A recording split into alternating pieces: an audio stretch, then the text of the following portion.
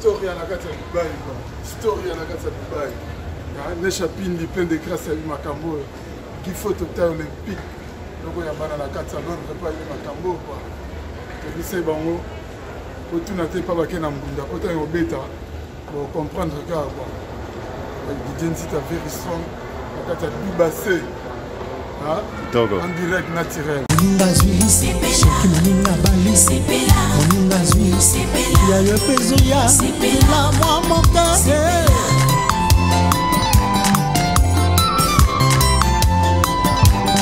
Que le mariage soit honoré de tous. Amen.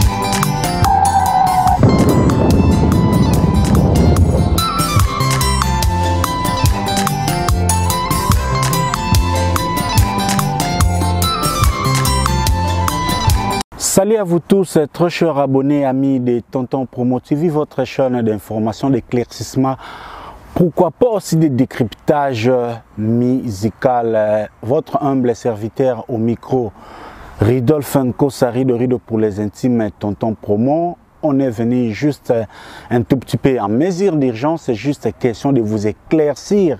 Comme Bozo Senga Biso Yango, nous avons reçu beaucoup de demandes en ce qui concerne les concerts annulés de l'artiste Fally Ipupa na Tanzanie. Deka Tolobaka, nous sommes là à la place de la vérité.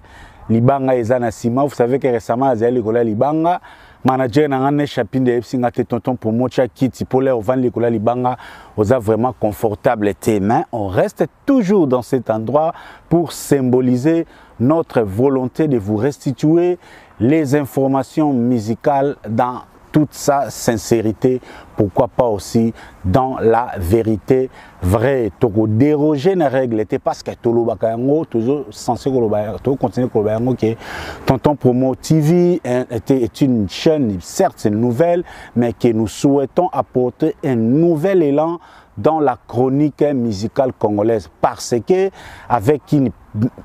avec une presse médiocre ou des médias médiocres, aucune musique du monde ne peut avancer parce que émission il y a musique ils ont une émission politique qui était au mutumo fa lokola militant netsazo bundana mutute izaka question ya ko restituer l'information na ba fanatique na ba mélomane ya bonne musique na bato nyoso balinga kolanda ba artiste na bango de près comme c'est le cas aujourd'hui de Fally Ipupa qui était censé jouer na Tanzanie. J'espère que vous avez aussi remarqué que à travers onglet na biso ya communauté oh esika na sega presque mingi soki na posté ka keloko yoka ba commentaire ndenge ya kakuna. Tantôt on essuie des injures, tantôt mais parfois on le tolère parce que on laisse les fans faire leur travail ou encore giguler par rapport à oh bon basé comme on a biso toko ko kangaba sentiment ya batute ndenka na lobaka maintes fois que chacun a son rôle, les fanatiques ont les leurs, les chaînes aussi il y a chronique musicale les appels à rôle et aussi les artistes mais question tous à la professionnelle pour que nous puissions réellement faire avancer notre culture qui est une culture très riche tala lelo ndenge honorable mbao azoza loi sur mariage d'autres comme $500. Donc toujours bundara pour la culture ba authenticité na biso to longola oignon so ezo et faire échapper biso na ba valeur na biso. Mais qu'est-ce qui s'est passé réellement avec les concerts de Fally Ipupa en Tanzanie? Comme aujourd'hui l'internet s'est en train de spéculer de gauche à droite comme d'habitude. Vous savez que quand on parle de Fally, c'est la joie pour les warriors, c'est le succès, Eza et Sengo, triomphalisme. Et quand aussi on parle de Fally de l'autre côté, en face, on voit directement les Gaulois, ces fanatiques chers à Ferregola, qui est aussi reste là des bons droits, toujours attendre là où leur adversaire est tenté de trébucher pour s'y péquiler. Et ça fait qu'en ce moment, nous avons maintenant deux thèses. Raison nini oyo concert ya Fally Ipupa na Tanzanie est réellement annulé. Ba warrior Fally ba pesi raison na bango ba lobi ke eza pona cas sanitaire. Mais ba Gaulois et encore les autres mélomanes oyo tantôt mikolo monaka ba otalaka Fally Ipupa lisu likolo lisu non el mara amuta kosa leka il faut ezala kaka babiye etekami malunga te yango mwana maya beti tout la mwisi ya zazande que ezalaka quitter les choses avant que les choses vous quittent. Est-ce que c'est cela la réalité? Yango bomona ngai na suka kinanga na lobaki nanu na poste na tchaki na chaîne na photo na komaki ke Fally Ipupa concert reporté. Pourquoi je fais ça? C'est justement un bon professionnel. Lorsque vous avez d'abord une information certifiée, il faut d'abord la restituer comme telle. Les raisons et annulations, lorsque j'avais posté cela, il y fallait aussi le traitement et information. Mais juste pour un peu remonter les faits, Fally Ipupa, le concert à Tanzanie, c'est un concert déjà qui était prévu depuis un tout petit peu longtemps.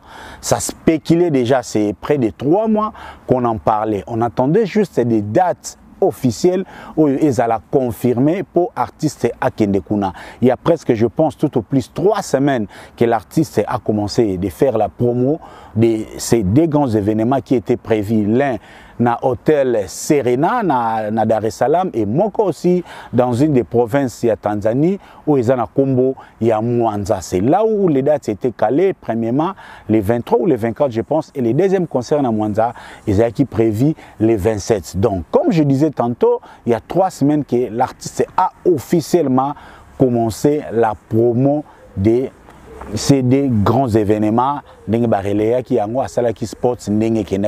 et nous-mêmes aussi, comme Tolobaka, nous sommes toujours cette chaîne qui accompagne les artistes, qu'on soit compris ou incompris. Nous, on ne voit pas les réflexes ou encore les caprices des fanatiques. On reste constant dans notre travail par rapport à notre cahier des charges et nous en avons fait large écho et nous avons même aussi vanté la place Serena qui est une grande hôtel et un hôtel moko luxueuse parce que Tanzanie c'est aussi cette ville Dar es Salaam c'est aussi cette ville touristique où Mindele bayaka ebele surtout na makambo ezalaka ba safari donc vraiment ezalaki hôtel moko vraiment onga on lobaki donc ne vous étonnez pas ceux qui na concerne bomoni quelques Mindele parce que Mindele bazalaka zalaka parce qu'il y a beaucoup d'activités touristiques et tout na retour hôtel wana comme dans des pays comme Tanzanie où bazo comprendre valeur il y a tourisme mais c'est depuis hier tous les après-midi que l'information a commencé à circuler faisant état de l'annulation de ces concerts. Les rigoureux sont allés plus loin tantôt pour commencer à dire que non, mais comment le concert est annulé, l'équipe de Fally ne communique pas sur ça. L'information a commencé par les pages des fans, les pages qui soutiennent Fally Ipupa, et ben déjà corrélé et en fait au milieu des après-midi, lui-même l'artiste Fally Ipupa a posté na Instagram na page officielle et aussi sur sa page officielle il y a Facebook. C'est là où l'artiste a mis photo et affiche il y a concert wana au bakomi reporté et na au côté na coin l'artiste Fally Ipupa aussi a collé décision oyo et a puisé na gouvernement tanzanien selon interdiction il y a ba événement kuna na Tanzanie. C'est ça l'information.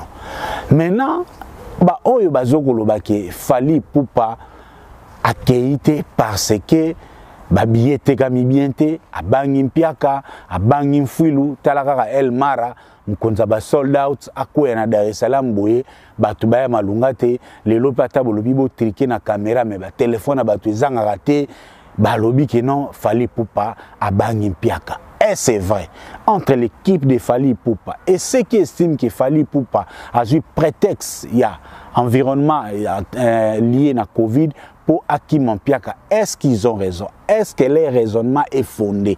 Est-ce que ce point de vue est fondé ou Ezakaka une guerre normale les garantes ba fanatique et bandi na on le dit il y a on a le waki mukili et bandi les lotés même à l'époque de JB Wera ceux qui jiba beti Zénith donc lobby na be monsieur Kolanda que bi même ba célèbre débat au Francis Kalombo aya à la qui ça même passeport na ye et na plateau ya Popol Mukelenge juste pour le baka qui na Bercy ya Wera salle ezalaka divisé donc ezana ngo eloko ya sikate toujours adapté ngo kaka par rapport ya makamuzo lekalelo yango biso pe lelo tu esko tout ça la restitution et notre commentaire Chez nous ici, Tonton Promo TV, comme une chaîne responsable, nous rejoignons les points de vue de l'artiste. Oui, nous sommes d'accord et nous sommes convaincus que ce concert a été annulé pour des raisons sanitaires. Pourquoi tu rejoindrais point de vue on a péto nimi on péto zoye bisabino yango ba o baza animé na bon esprit ba o baza musika ya polémique ba kokipe ko épouser on est trobaka chez nous ici ce n'est pas une parole d'évangile à croire celui qui paie mais o ya lingité il peut rester dans ses positionnements pour à se réjouir d'un point de vue. Mais quant à nous, nous disons oui, nous sommes d'accord réellement sûr que ce concert a été reporté pour des raisons sanitaires. Pourquoi?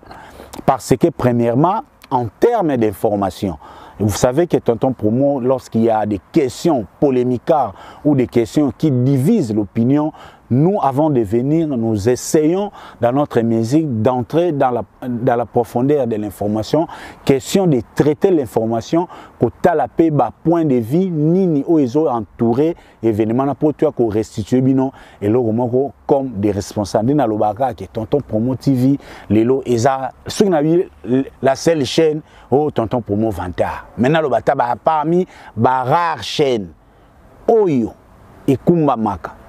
Na dicteur ba fanité ou ekumba maka na dicteur d'équipe communicationnelle ya ba artiste était biso ata otindeli biso information nous en discutons nous en traitons avec notre information pour te restituer yango j'espère que wana kutu ya kosambe zate Emmanuel Kalonji le coach ayebi makambo nazo koloba esika za na pesi mbote et j'en profite même aussi pour na pesa nanganso na un muzombo qui se respecte à Paris na pesi mbote pourquoi pas aussi maman Eugénie na Paris esika za na pesi mbote je n'oublie pas aussi BBC Movie et mon beau-frère Nesha Pindi, je serais vraiment malheureux à souhaiter bon week-end, pourquoi pas aussi à Freddy Mayassi, la force tranquille ici à Londres. Robin Wemba display en couleur les plus beaux garçons de l'Europe, Topé Sopembote, Pascal Chioka l'inoxydable, Stratégie Fuego, Lokolo, Loboko. Et je chute par Junior Ekui. Juste pour continuer, oui c'est vrai, on est entré en profondeur. Oui, bika Tonton Promote. Pour que tu aies est-ce que l'information est vraie pour te consommer trop, donc te consommer tellement trop, na koti na bandi ko fouiller. Kena ba site anglais, na kena ba site ya ba tanzanais. La première des informations oezo Tchanga Les là nazo confirmé qu'il fallait pour pas reporter les concerts pour des raisons sanitaires et ça que j'ai trouvé une décision il y a gouvernement d'abord premièrement où ils allaient qui dans mois de mai. Première vague, il y a troisième vague où il y a Covid et le gouvernement tanzanien avait déjà pris des mesures. Mais les mesures, ils avaient des mesures liées à spectacle, était certes, ils avaient d'abord des mesures en annonçant que troisième vague et il faut que soit des mesures, ils avaient plus liées à des touristes au Balobaki qui avoya na Tanzanie. Il faut aller na dernier test, il y a Covid, où ils ont daté na 3 jours. Il faut aller vacciner, au bazala qui on a souffert, refaire encore, test na bango.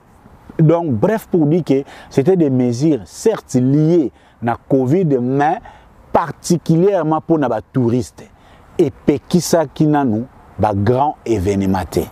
Ça c'est la première raison. Et la deuxième raison. Au même fallu pour payer mon PHC à mon poste sénaïe, ils allaient que les 2 concerts prévus de Fali pour pas mon cousin à Dar es Salaam qui est la capitale, l'autre est à Mwanza qui est une province, une ville portuaire.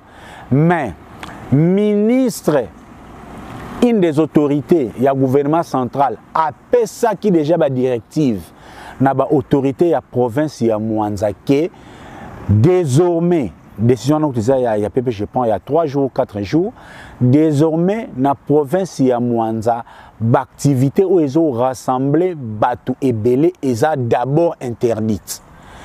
Exception a été seulement faite pour les activités à l'église et aussi activités à Matanga. Donc, dans Mwanza, ne peut réunir que plus peut-être une centaine de personnes. Il faut des activités à l'église ou activité ya matanga ba funérailles ba obsèques yango mutu eza autorisé na ville ya Mwanza depuis 3 jours ou 4 jours. Pour les autres activités, il faut une autorisation express ya autorité ya ville wana.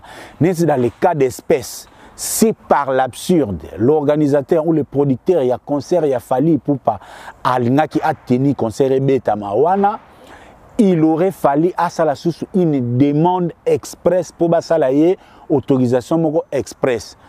Or et pour des gens raisonnés au salaire parce que déjà un concert est une activité à caractère un peu il y a prestige au monde qui batiki kaka religion parce que ça selon pe ndenge bato bazokwara na nzambe batiki makambo ya matanga po eza ba dernier moment tout ça là au revoir na ba être cher na biso, mais je ne pense pas que selon contexte il y a interdiction générale un responsable, une autorité responsable a autoriser un concert qui est une activité prestigieuse et ça n'est lié na prestige. Donc un État responsable ne peut pas mettre la vie de ses concitoyens en danger justement à cause d'un concert.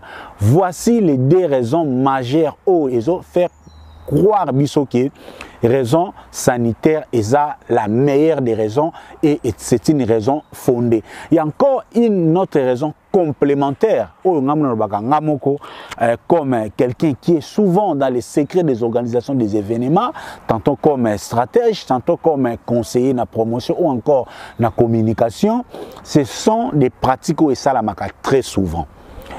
Quand un producteur invite un artiste dans le pays, il faut y engager des coûts, des charges, des déplacements, des billets d'avion, aller-retour, il faut des logements, des restauration. Et ça, j'ai des charges au éco dans l'organisation de spectacle. Et des charges, vous comprendrez que dans la pratique, la plupart des concerts où les artistes ont voyagé, et en général des concerts. Généralement il y a des concerts surtout dans la structure na biso ba orchestre c'est le col la biso neti ya ba congolais o ezanango ke faut muto mbundaya muto asente muto osimba autotune na yebite surtout rope soki jinolia ki alingaka kende par rapport ya soki ya bla mazwaki. Donc biso ba orchestre c'est même bato ebele bato basala ba hip hop na yeka mso ba websanga net par exemple Gims l'air ayaka na Côte d'Ivoire abetaka je pense ka concert moko na fin décembre, mais ba Gims bato ba hip hop ba yaka na équipe ya menene logo ya bisote bato ya ba hip hop un tout petit peu tout le monde on a une once bi lorsqu'il voyage na yebite sera même rappelé de 10 personnes. Il suffit les régisseurs naïa kende, bien ingénieur de son technicien naïa, des 3-4 personnes DJ naïa qui ils peuvent faire le voyage. Kuna bango ezarande monter na baku ya orchestre. Yango ça là que très souvent quand on évite des orchestres congolais, orchestre ya ba congolais et ça là il faut obéir bango des concerts. Batika ka brèche wana pona ko pesa producteur occasion à bénéficier d'un investissement naïa. Peu importe le succès de l'artiste, peu importe le prix du billet, mais il y a toujours dans la pratique des bonnes lois ce qui artiste aïe, libanda abeta des concerts. Donc, ça c'est une raison de plus où ils ont fait un phénomène pour ceux qui voudraient dire que oui, na Dar es Salaam ba péquicité, mais pourquoi fallait pour ne pas seulement venir jouer na Dar es Salaam? C'est là que j'avance cet argumentaire pour dire que les producteurs yem ta omona. Fallait pour pas de problème. Yé ça soit caché naé à moitié ou en totalité. À quoi y en a épée à beti à zongi. Batubaya bayate au-delà ya honneur et ça producteur moutonsa l'ampiaka pelicolope et koyate. Mais c'est au producteur de lui de voir qu'il a intérêt que l'artiste aya beta des concerts. Premier concert moko et cause donc ça va charge l'état marambebele belia et deuxième concert des arts presque concert il y a bénéfice. Même en Europe ba producteur ba sala ba organisation ba spectacle producteur o ya bengi sa orchestre Utikin eye poto a bengi sa beta na Bercy a beta na Zénith a beta wapi ba concert o landara liboso producteur o ya bengi sa ka bango afutel bango batike po ba azaka toujours na droit moko boye parce que yé muto a bengi si bango soki yo ningo beta bango na sans yo bengi sa bango donc producteur o bengi sa bango akozongi sa bango nanu na mboka o bazongi o bazongi na mboko ba uti ndenge so ngobengise obengisi na ndenge na parce que kobengisa orchestre ezaka ba moyen te, il y a aussi des frais administratifs o ezaka ebele wana. Yango je trouve fondé cet argument parce que ce producteur, l'organisateur du concert de Fally Ipupa en Tanzanie a estimé que faire un seul concert pour Fally Ipupa, peut-être il ne va pas couvrir toutes ces charges parce que ils ont business, ils ont église, ils ont massapoté. Donc les deux argumentaires, ils ont fait fonder ce que Fally Ipupa, le concert est reporté réellement pour des raisons sanitaires.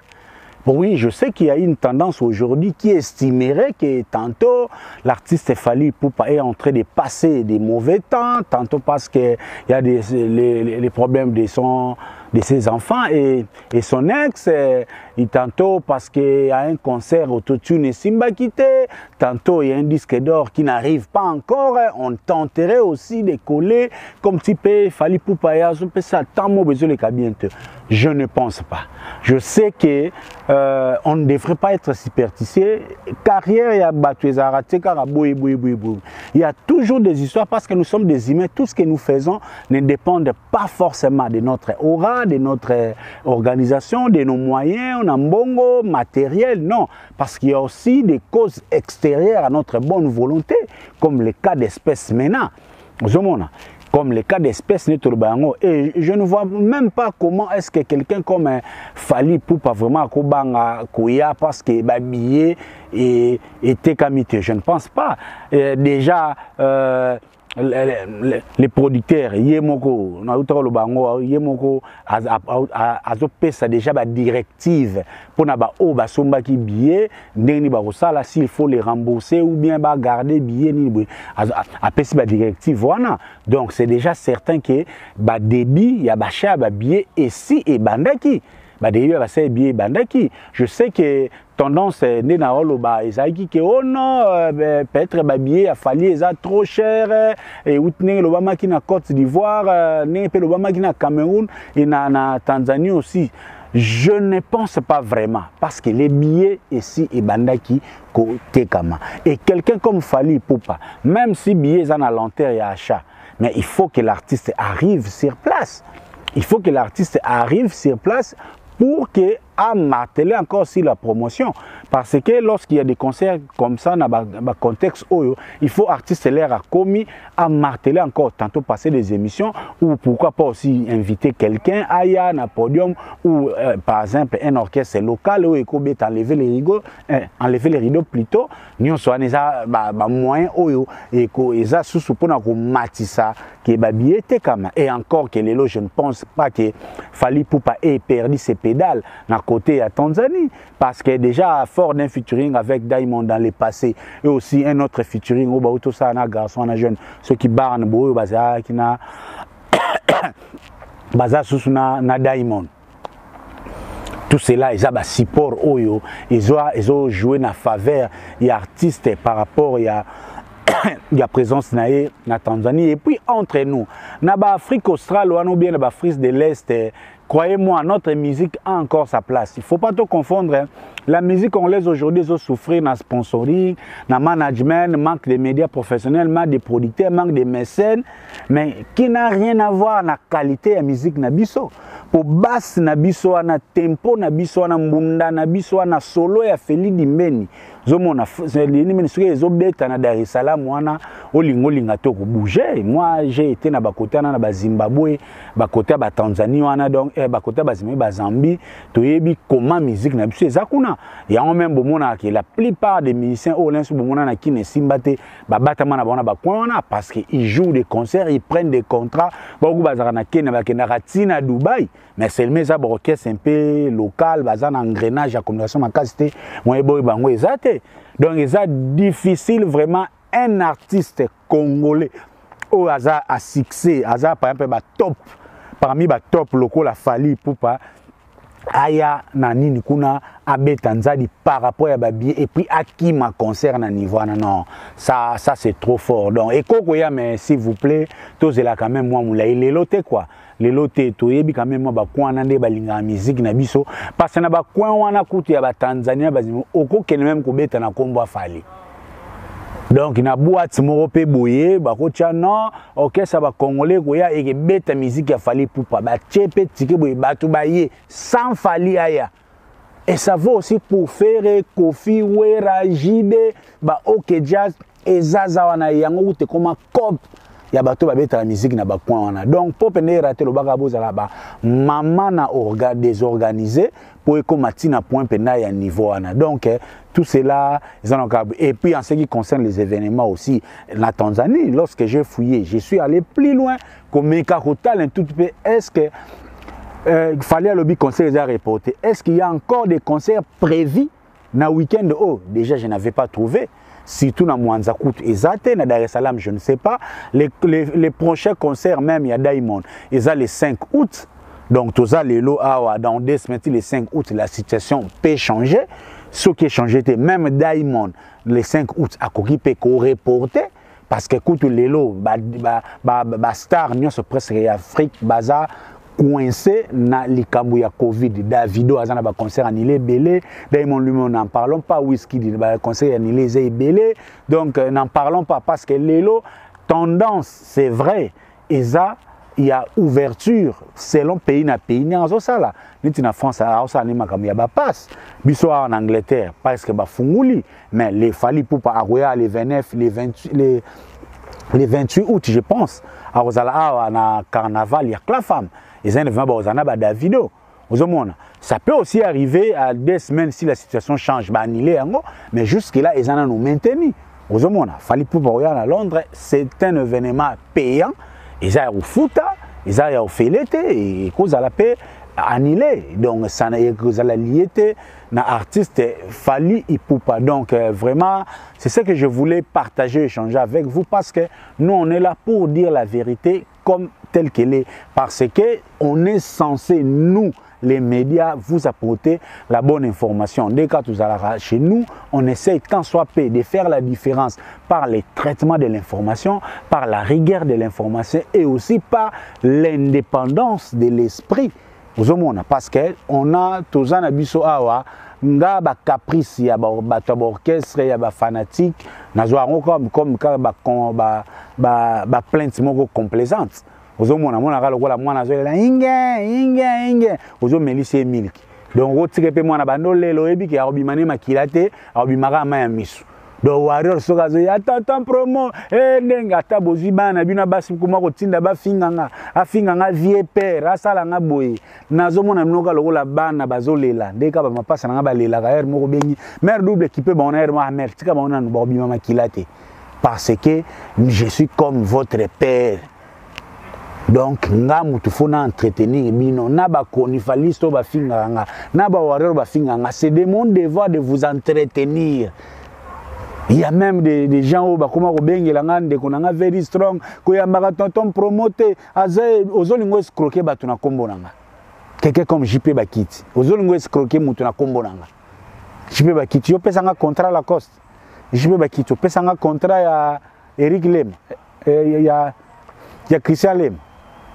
Hein? Donc, j'ai fait mon travail tel que je l'ai fait, et ça parfait, et ça peine à faiblesse, mais on essaye dans la mesure du possible, il y a Rosala correct, parce que les Congolais méritent mieux, le toit na posa na poto, YouTube est comme presque na TV.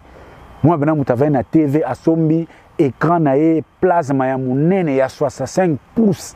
Depuis que je suis l'émission na écran na ya munene avant en famille na bana ala ba notala ba bêtise non biso toza peut être na ba vite mais toza ba émission au total na ndako ne toza boy moko azaka na le c'est la coup de fan mo ya tenela nga émission atala émission tonton pour mona tala écran munene azobenda shisha donné tu week-end boye ba baza ba responsable ba sepela azolanda une émission posé, un monsieur posé, sans parti pris, sans clash, sans acharnement, rien que du professionnalisme. Et ça, la bateau, et des musique nabiso. C'est ce qu'on a besoin. Il y a chronique wana. Donc là, tu as gauche, droite, et ça, plus on essaiera d'éclaircir, mais loin de nous l'idée de nuire à qui que ce soit, parce que je ne cesserai jamais de le dire. La musique ne peut pas avancer sans un média responsable. Donc, tous les médias qui restent, na clash, na polémique inutile, na lokuta, vous êtes en train de tuer la musique. Le Congo est un pays où les artistes de mon côté.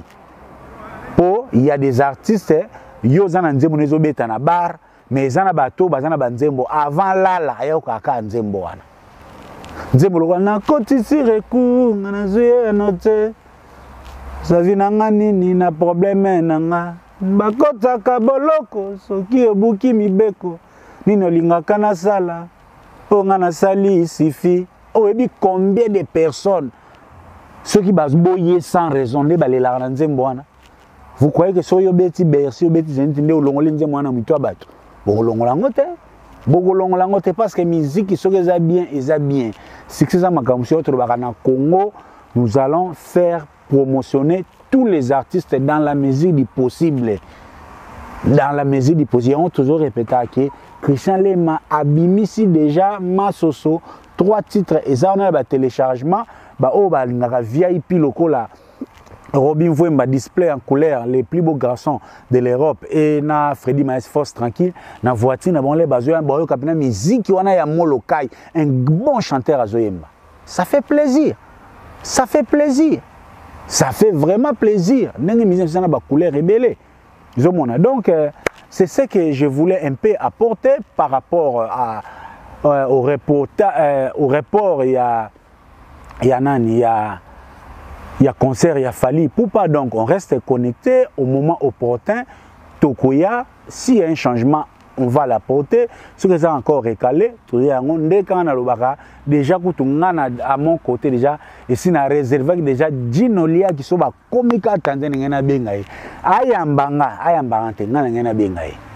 Oh Ginolia kala tonton promo comment la biso on dirait azobundana biso non. Ezana ngobongo tezaki toujours linga tout ça la musala na norme. Donc ndenge pelo na minute héritier lelo azobeta na likasi. Donc lobby mayele na mayele lisolo kuna ndenge nini Francis Dibaya wata ndenge ni kote kuna opaloli. Donc dimanche na pokato lundi bozo spécial héritier Watanabe à la conquête du Katanga. Toke nango bongo o peso kota sima o afande aye na soki na dynastie komi wapi o harmonie total asuka ndé na semaine toye soki pe information bimi toye to koti dans la mesure du possible to ça la course na mutute to ki mambango te mutako kufa lelo azate. Donc on est là jusqu'à tozana bino maele pour tout ça la musala to meka quoi apporter notre pierre na avancement ya culture nabiso. Quoi dire de plus sinon dire merci na Nesha Pindi mon beau-frère Nesha Pindi siko bolim sangale na lobami Nesha Pindi parce que c'est pas pour lui flatter. Tout le monde sait que Nesha Pindi c'est un plus proche de Ferrego là. Tout le monde sait ça. Mais son ebisibino ba conseil Nesha Pindi apesa ngai bondi mate. Ozomona. Donc émission so na yaki Fali pour pas qu'on ait raison sanitaire. Maintenant, on a comme force, on a comme argument. Pour na bambela Fali na cause la Fali makambu. Nesha Pindi quand bien même c'est un pro ferre, c'est un pro wenge, mais alinga zala d'accord, parce que c'est quelqu'un de raisonné. Il y a un moment où on a un tonton pour moi mouto faire. Pas forcément mouto faire, mais je ne sais pas. Du côté faire Emmanuel Kalonji. C'est lui où le hasard le coach côté affaire. Il est toujours disposé pour nous donner les informations. Et des informations pareilles à Taya Bango. Ceux qui ont des informations, on en discute. Ils respectent mon point de vue et moi je respecte aussi leur point de vue. C'est ce qu'on demande même aux communicateurs de tous les orchestres. Tout ça n'a pas de mémoire à Moukongote, na tina note, na neska okena yote, na jana mboga ya Queen. Awa papa na biso nga ko banga nde Queen awa Donc so queen na lobby tonton promo yo boye wana pena munu fuidi. Mais tant que queen ya sene le côté donc atoza onzambe osogi nani ozano kaka mutu to travailler na nenge ya respect. Yango bomona nga na continuer ko benga. Aussi fona benga Gino Lia ki pona zo info na ko benga. Ambassi na ko benga. Oh Kelly Charleston. Soko tengami na so na moni information na zo pas Kelly na ko benga. Soko sepe to bloqué libre à toi parce que nazana tina ya komema ni pembe ya Kelly ni koyeba soka sali ni benande na posa ya information ya Fally Ipupa. Donc sans Fally ngaku tunalinga na lukana yeba te koloke azanani edi badiata azanani. Donc nazo kutana na bino par accident. Donc ce qu'il fallait ndenga linga kazala docteur. So kazala kana komanga ne docteur Simba Ipupa pour Fally soit asala médecine à ce que je vois alinga gynécologue pour ndenga linga ko ningisa luketu ndenga linga mingi ba mama Fally soit asala médecine pour moi linga kazala gynécologue. Donc si Fally était devenu le gynécologue le docteur Simba Ipupa en quoi Fally on fait ça parce que Fally a fait la musique et nous on fait la chronique. Donc na ba okutu bayaka tonton pomo kolobela Fally te bo sexanga makasi. Bo sexanga makasi. Donc on dirait que yo komi Marco 6, on dirait yo komi Keina oya ko pekisanga ikoloba komba Fally te. Ni Marco 6 kutu ni Keina baza même pas tant na droit ko pekisanga parce que leur papa aza non seulement Simba Ipupa comme papa, c'est une star et en termes d'information ils ont exception même il y a droit d'auteur. Au coup de pekisanga l'artiste était et na l'artiste tel que je le vois, quand je le vois, de la manière que je le vois, il suffit de rester dans le respect mutuel à tout le monde. C'est ça notre souci majeur. Donc, pour Nalelo, Nanganto na un muzombo qui se respecte depuis Paris na Pesiombo te Sikazali, maman Jenny na Pesiombo te, maman Jeanne Ndo qui la dame de cœur à Londres na Pesiombo te, Claude Lukeba Kwen l'homme de jugement na Pesiombo te, BBC Movi, Bambo te na Yosiko Zali depuis Paris et nani sunamoni aussi namoni Eric Ekui na Sheffield na Pesiombo te. Pascal Chioka l'inoxydable, des gros coucou à toi. Théophile Munganga Lentelo, stratégie Fuego Lokolo Boko, maire à Djidja na Salon Bercy, avec le PDG Mangala Oesika, Banama Ibalekaka, Duebikara, Nengezalaka Free Thérapie, ou l'équipe wana pas PDG Mangala, Salon Zawanoko Katsasuki, moi garde Nezawana TV Zawanoko Lexamwa Tan, au Monama na Business Talk, au Liamwa Ngulu ya Mama ya Djidja, Ngulu Batumba, donc Zawana, et aussi agence de fret au Ezobanda, avec le PDG Mangala Zawana pour Ngoti Nambon na yo, ou l'équipe ya PDG Mangala Oti Nambon na pété. Na moni susubana Mainanga na Acne, Schubert Ngeleka, la stabilité Martino Congolo, pourquoi pas Claude Oya chauffeur à bis. Il y a bongo Claude Oya chauffeur à bis. Na bona boaka Claude Mutusia Diembela, on a boaki Claude Oya chauffeur à bis na Salon Carlos chez lui-même le PDG Carlos Massamba Isika Zali na PC Mbote na bana mai tout les blancs des Katozaka Mundele to PC Mbote Sikaza na papa na motonanga Robert Tatanzitu na pesi mbote sika zali. Donc voilà pour Nalelo tout ce qui wana tonton promo votre humble serviteur est appelé à d'autres tâches après à tozo kenekosa la reportage il y a publicité il y a concert il y a afan de Chakulenda azoya kobeta a na Londres le 29 août awa tokozala na biso tuna ba Aimé Salo na ba Igeboloa na ba Urgence Okende tokozala na biso tuna ba Roi Mabi de London tokozala na biso tuna ba Brice Mpangi tokozala na ba PDG de Londres pourquoi pas aussi ba Berly Diogo le miniature d'Afrique ba Jean-Jacques Doué na Mama Lidi Doué ba kozala wana po to sepela na musique ya afande Chakulenda donc ponanga na suki wana Historia lisolo ya litoite o kasi ya bilili tokomona tokotala elengi monde entier. Bon naina nga na tembete tosala wenge na tembete wenge ezalaki lokola loisir ti comme profession. En tout cas, la Kamara, donc, Makambo, Tolobela, Tolemba, musique congolaise, ezaki na ghetto, c'est comme communautaire. Et qui dit sous on a plus bas niveau, et comme communautaire. Il y a un autre bundapo, to bimsaron, on arrête à communautaire, on arrête à ghetto, to soit disque d'or. Inch'Allah. Allah Akbar. Lukunya. Et si là, c'est que Lukunya n'est pas nanga, tina francophonie, vous avez un problème, mais athée.